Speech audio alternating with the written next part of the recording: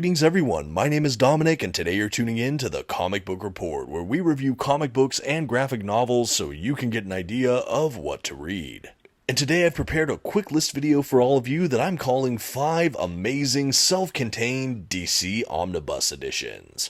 If you've been following the channel recently, you will know that I did a very similar video showcasing Marvel omnibuses, so it was only a matter of time before I went over to the distinguished competition to go ahead and showcase some DC books, and that is what I have for all of you here today. I'm really excited to talk about these collections, but before we do, I do want to shout out the channel sponsor, OrganicPriceBooks.com. If you're looking to pick up your own comic book collected editions, perhaps some of the books showcased on this very video, I always encourage you to check out our channel sponsor at OrganicPriceBooks.com. You can find a link to that in the video's description, and if you see anything on their site you like, you can actually use my discount code at checkout, TheComicBookReport, to save $2 off of your order. Please note if you do use my affiliate link or code to make a purchase, I will earn a small commission, but it's a fantastic way to continue to support this channel. Thank you so much for considering. Now let's go ahead and get started with today's DC Omnibus list. First on our DC list today, in no particular order, I'm going to talk about the 52 Omnibus. And this might be a funny way to kick off this video, as to enjoy 52 in its fullest, I would probably recommend reading the Infinite Crisis Omnibus, as it's kind of a preceding event that in many ways kickstart what we see happen in 52. All that being said, I still think you can enjoy 52 as a self-contained collection or omnibus, and that's why I have included it in this video.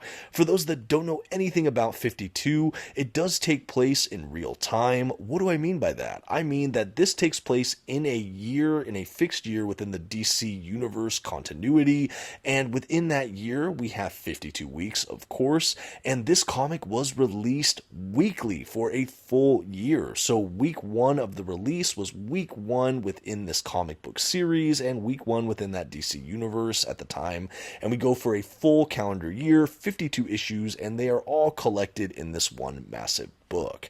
I really liked this as well. It was such a novel approach to storytelling. We also have a really huge and just interesting team of creatives on this book as well, so we juggle around with a lot of different creative direction. We handle a ton of characters. This year also showcased a lot of characters that are usually B or C list heroes or villains, and kind of gave them more of a prime spotlight. This is at a period of time where Batman, Superman, and Wonder Woman are all basically not superheroing, so what happens in the DC universe in that vacuum? Well, 52 seeks to answer that. Some notable characters that are showcased heavily throughout 52 are characters like Steel, The Question, Booster Gold, Black Adam, and many, many more. Again, this is a really, really fun, self-contained event book that, again, it was just absolutely terrific. I had the pleasure of reading and reviewing it on the channel a couple of years ago, and it's still a book I think about often. Not only for its creative premise, but also just this fascinating execution. This is also a book I'd recommend for people that are wanting to have a deeper contextual relationship with the DC Comics universe, as spending a full year with this universe and with this title and going with all of these different characters, you really get a kind of fuller scope of the ins and outs happening within DC Comics, and I really loved that. It made the DC universe just feel absolutely immersive and massive, at least to my reading, and I really enjoyed it. It also got me more interested in characters that I was only kind of passingly interested in before. Characters like Booster Gold, or more of Renee Montoya, who I've always enjoyed, but seeing her in the pages here, she was some of the most fascinating I've ever read this character, and I just straight up enjoyed it. It was compelling from the beginning all the way through the end. It was well paced and just one heck of a ride. I definitely recommend 52 from DC Comics.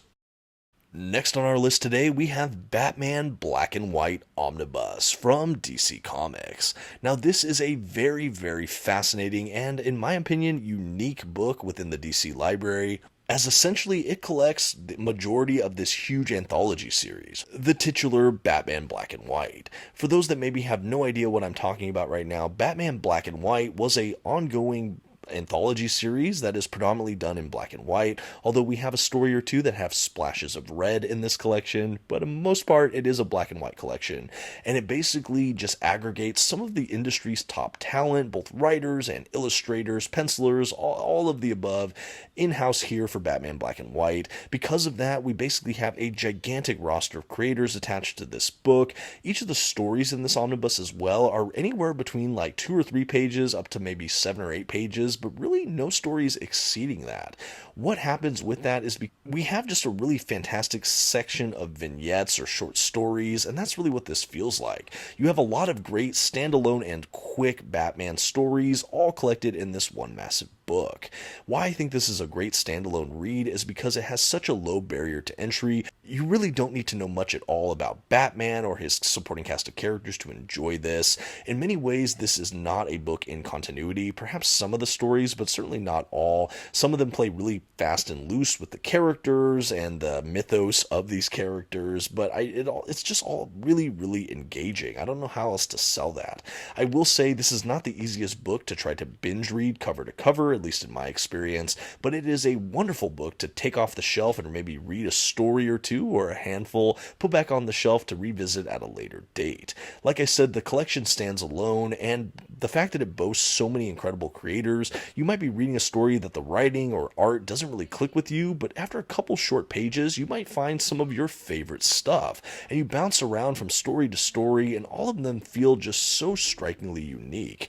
I really did like that. I feel like you get such an array of talent and just subject matter, even within the Batman universe, in this one collection, and because of that, I do think it's kind of a triumph. I really haven't seen something like this replicated in my omnibus library to my knowledge, and I don't know if I ever will. I think that this is such an incredible undertaking by DC Comics, and some of the creators we have attached to it just really blow my mind. The omnibus as well is really well curated and put together, and overall this is just a real treat. I think I might have mentioned it earlier, but I did do a review of this omnibus on the channel. I'll see if I can link that video to this video in case you want to see more and you missed out on my review the first time. But yeah, I think this is a really great standalone book. I also think it's a book a bit off the beaten path, even for Batman fans, so it's one I like to talk about periodically because I do think it is a bit of a rarer gem that is a good conversational piece and hopefully something you can add to all of your libraries as well. Don't miss out on Batman Black and White. Next up on my self-contained DC Omnibus recommendation video, we have the Swamp Thing New 52 Omnibus. This book was a ton of fun. Collecting Scott Snyder and Charles Soule's run on Swamp Thing during this New 52 era, this massive tome is just something really, really incredible.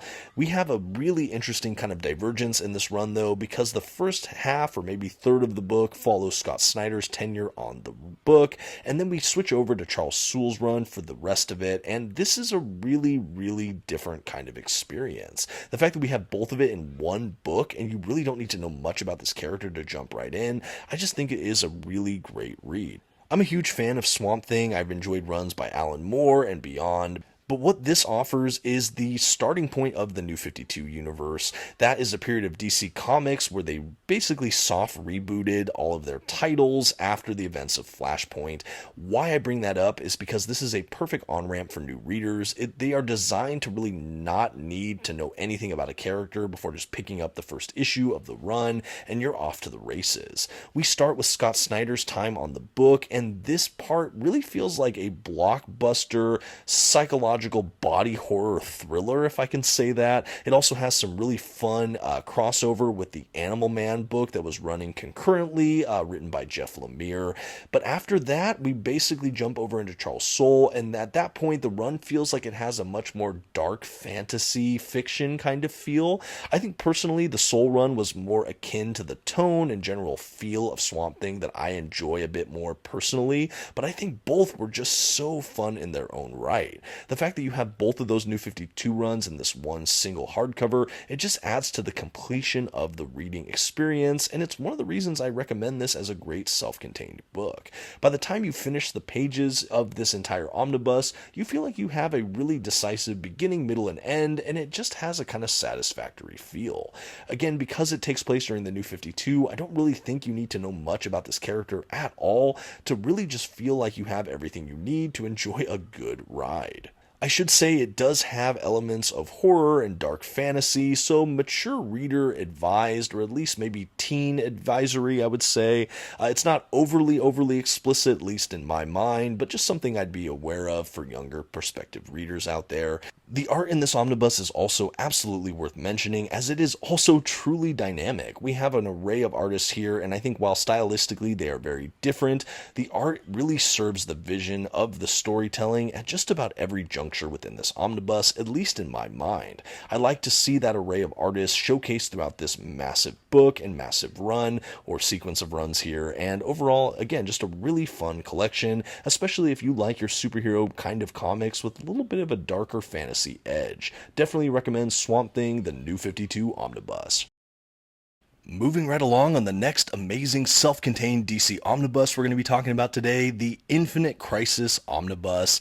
This is probably, or debatably, one of my favorite DC Comics omnibuses of all time. It is my favorite DC Comics event I have ever had the pleasure of reading. And while you can make the argument that this is a sequel of sorts to the Crisis on Infinite Earths, it does stand alone as a fantastic event omnibus, including all of the kind of tie-in, prequel, like mini-series events that all funnel into Infinite Crisis, along with the Infinite Crisis event itself. This book is a masterwork.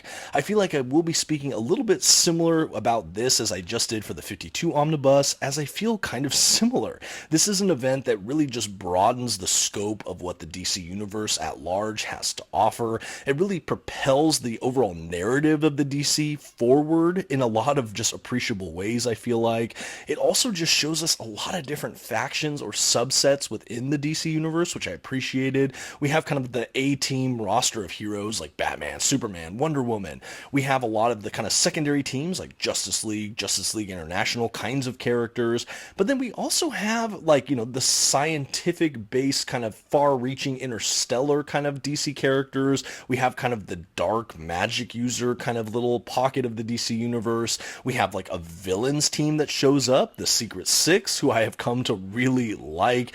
The miniseries that introduces that collection of anti-heroes or villains is in this omnibus. I've gone on to enjoy that team under Gail Simone and the Secret Six Omnibus by itself as well. But yeah, this Omnibus really just has it all. I think it is fairly new reader friendly. I think it does give you the details you need for the most part from Crisis on Infinite Earths.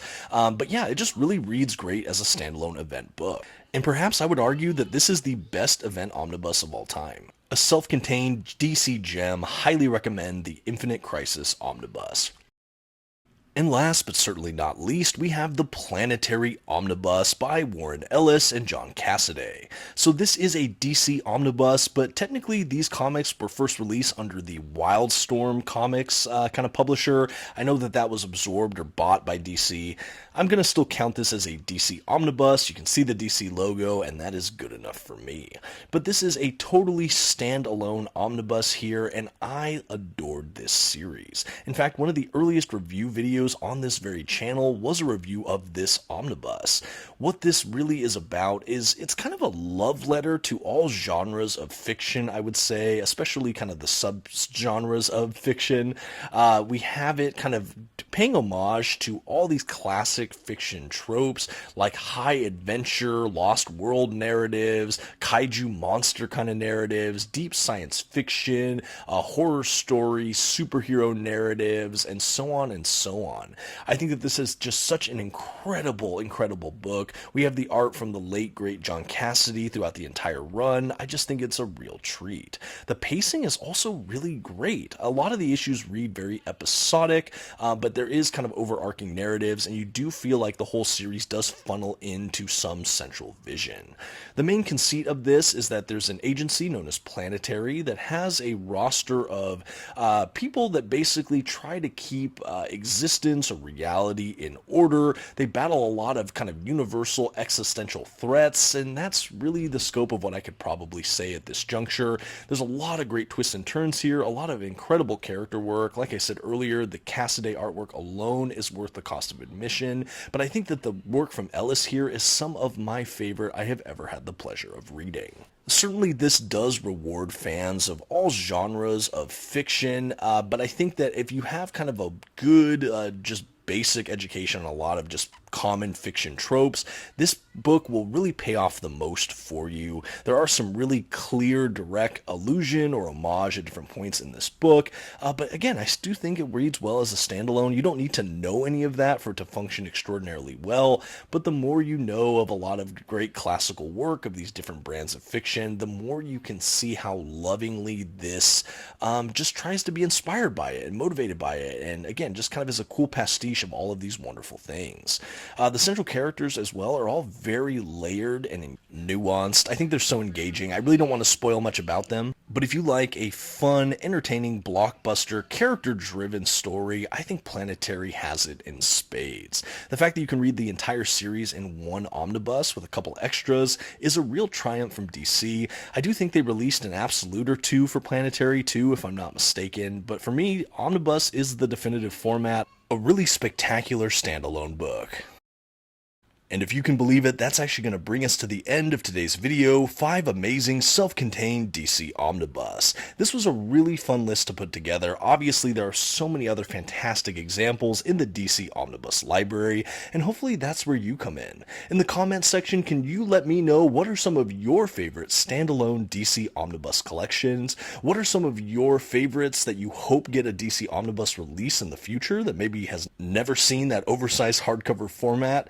And let me know if you've read any of the titles I've showcased in today's video, or if you'd like further coverage of them. I welcome all that feedback, and thank you so much for watching. Again, this was a really fun one to put together. If you missed out on the Marvel video, that's kind of a companion to this one, definitely check that out if you're interested in Marvel Comics as well. And until next time, this has been the Comic Book Report. Please don't forget to leave your like, those comments, and maybe share this video with a friend. Thanks everyone, bye.